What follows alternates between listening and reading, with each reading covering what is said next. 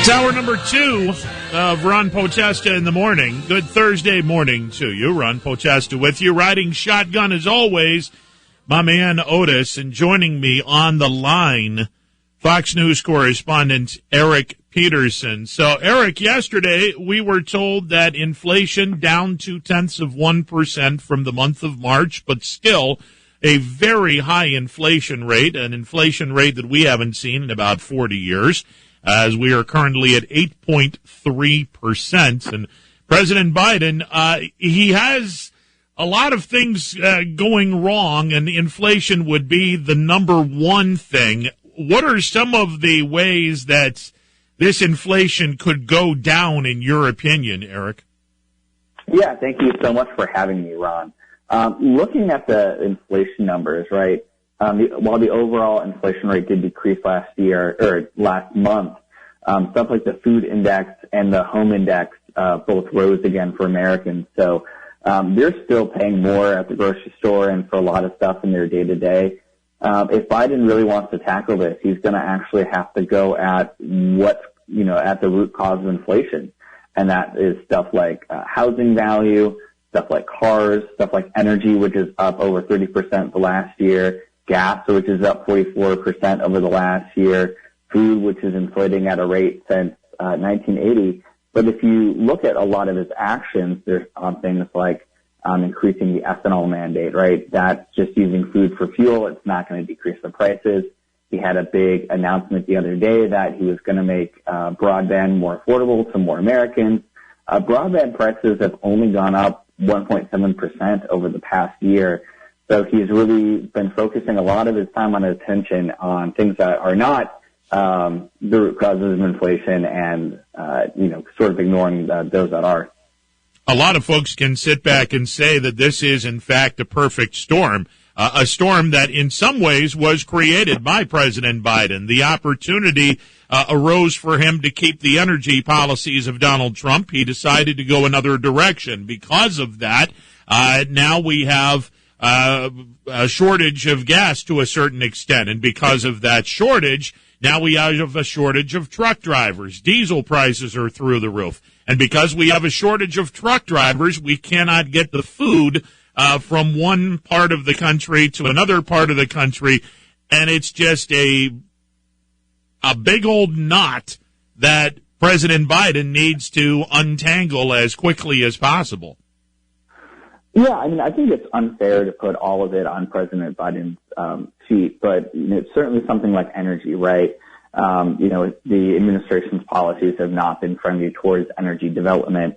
Asking folks like OPEC to increase production to bring down prices is absurd if you look at America's energy resources. But, we also have to take into account what fiscal and monetary policy have done to inflation, right? Obviously, running up huge deficits and the Fed continues to put money and put that into the economy, that's going to have effects at the end of the day as well. And until the Fed really gets to, hiking rates like they did back when Volcker was chair, I don't think we're going to see inflation slowing anytime soon, regardless of, any short-term policies that you might see out of Washington. Eric Peterson joined me on the hotline. The president outlined how his administration is releasing millions of barrels of oil from the Strategic Petroleum Reserve. And that's got a short-term solution, but it's not a long-term solution. And I think if you open up some of the policies that he has on the board and get back to the policies of former President Trump, do you think that from the energy situation that things would be a little bit better? It's going to be a long time before we see any change in energy policy have a big impact. For one, talking about the Strategic Oil Reserve, those millions of barrels don't make a dent when you talk about, what we're consuming on a daily basis, right? And even if we were to go back to the energy policies that we saw under the previous administration, the sort of investment is going to take a long period of time. Drilling new wells, increasing production are sort of long-term investments made by energy companies. And if they're doing in areas of, economic uncertainty, they might not be willing to make those investments because I think overall they have a view that, Washington is currently hostile for that source of energy. Eric Peterson joining me. Eric, it's no secret the farmers are a little concerned about their crop this year. There's a shortage of fertilizer. Now, in a horrible worst case scenario, we could be seeing just ridiculous prices for produce in the summer months when you go to independent farmers market. Yeah, absolutely. My dad's a farmer as well.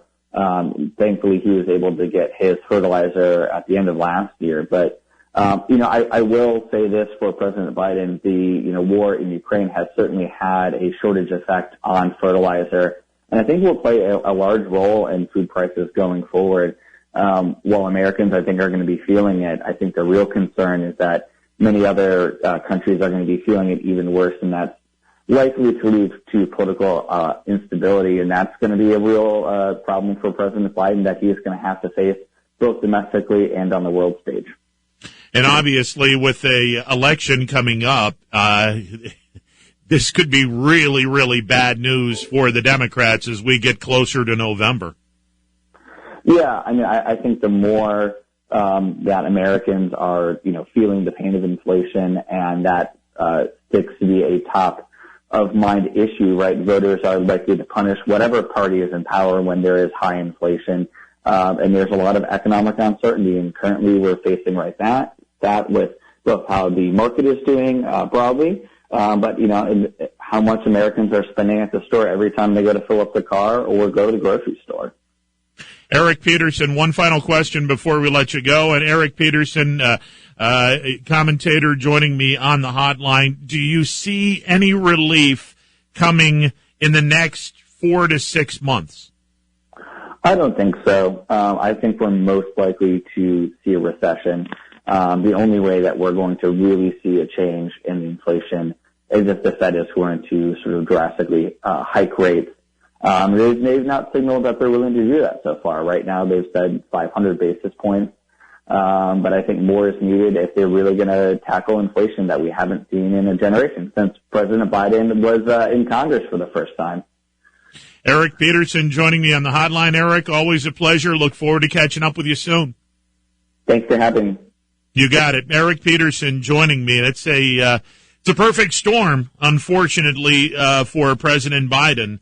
You've got a war in Ukraine that's making fertilizer a very real problem for the farmers. You have an energy situation that is not a very good situation. You've got a food shortage because we have truck drivers that there's a shortage there. It's a mess.